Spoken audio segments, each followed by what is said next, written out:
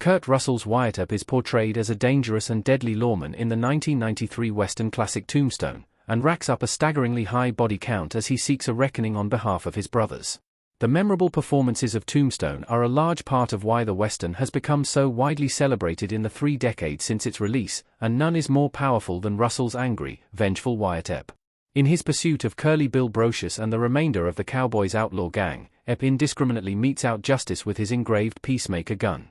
Earp actually refuses to return to the law for the first half of Tombstone, content to settle down with his brothers and their brides and become a successful businessman in the booming Western town. However, once his brother Morgan is killed and his brother Virgil is paralyzed, Wyatt loses all sense of peace.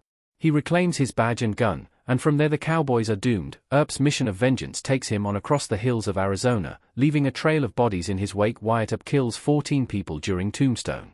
The figure is based on shots directly from Earp. While the number of kills that can be attributed to Wyatt Earp is debatable due to the fact that some of his victims were shot by more than one person, Earp is directly responsible for at least 14 deaths based on how the movie is cut.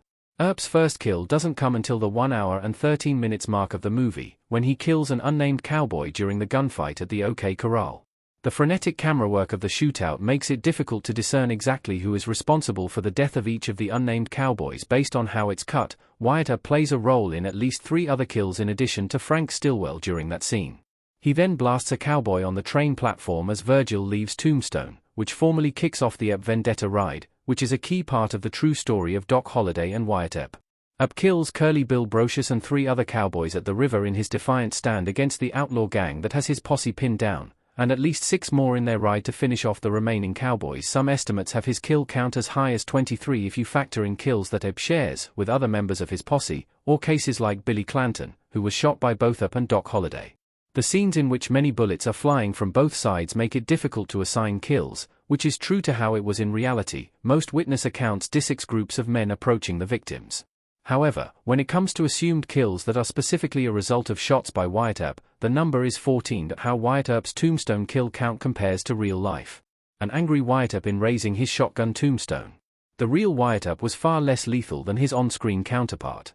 In the real Old West, Earp was indeed a feared lawman and gunfighter, but due to the relatively low level of lethality of guns in that time period and his penchant for using less than lethal tactics in subduing criminals, he only killed 1 person before the events of Tombstone. Between that, the Earp Vendetta ride and his long career as a lawman, Earp is reported to have only killed 5 total people in his life, although lack of evidence and first-hand accounts make it impossible to be certain.